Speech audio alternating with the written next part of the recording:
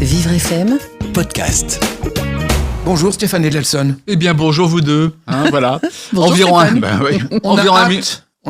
On a hâte de tout savoir sur la façon dont vous avez passé votre semaine. Sachez tout.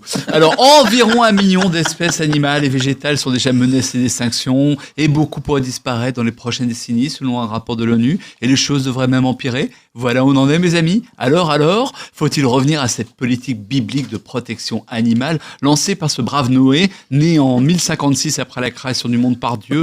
Je vous rappelle le concept, Dominique. Oui, vous prenez une arche, on se saisit d'un couple d'espèces hétéro de préférence. Non, ne me regardez pas méchamment comme ça. Mais pas les du tout. auteurs justifient ça par la reproduction. C'est un peu vieillot la Bible, et encore plus parce que c'est de l'Ancien Testament.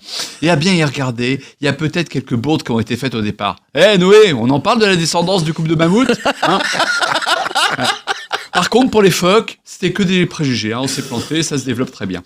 Et puis après, voguer jeunesse, bref, Noé, premier zoophile. Mais revenons à mon propos, portons notre temps en sauvant quelques espèces en voie de disparition dans des eaux, dans des réserves. Si du même coup, on se détourne de toutes celles qui morflent par l'extension des villes, l'utilisation d'engrais, la désertification de Paris par les plans de circulation d'Anne Hidalgo, la question mérite d'être posée.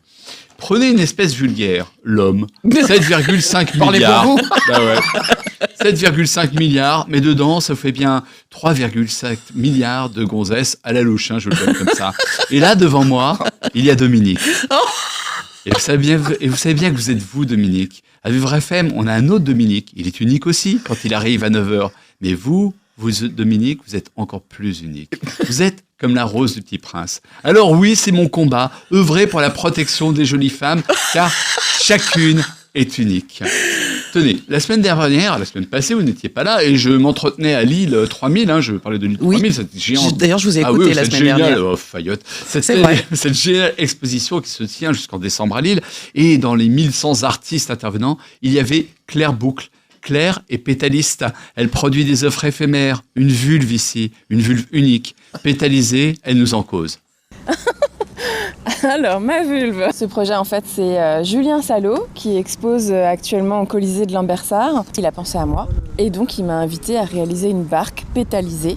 Parce que c'est ma spécialité de pétaliser les choses. Il a fallu fabriquer l'idée d'une barque en forme ovoïdale. Forcément, j'ai pensé au sexe féminin. Et du coup, je me suis dit qu'il faudrait que je la pétalise avec un motif, mais qui reprendrait l'anatomie de la vulve. Et en fait, tout a été réalisé en matériaux naturels. Donc la barque, je l'ai créée en bois. Donc j'ai collé des pétales de fleurs de renoncule. Et la voile a été teintée à la rose. Donc c'est une œuvre qui est évolutive, organique. Tout au long de l'exposition, elle va évoluer. Dans un mois, ça va sortir la vieille fleur qui se néglige? Non, a priori non. Je vois très bien ce que vous voulez dire. Non, la fleur fraîche. Non, en fait, une fois les pétales collés, ils sèchent. Et du coup, au pire, en fait, ils vont perdre un petit peu de leur éclat. Et effectivement, les pétales risquent de se recourber et éventuellement de tomber, mais ça sentira toujours bon. Eh ouais, je l'aime un peu, beaucoup, passionnément, voilà. C'est ça, l'unicité des choses. Eh bien, la semaine prochaine, on parlera rutabaga. Très bien. C'est parfait.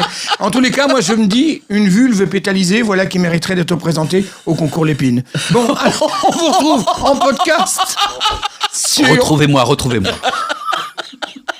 sur vivrefm.com. Vivre FM Podcast.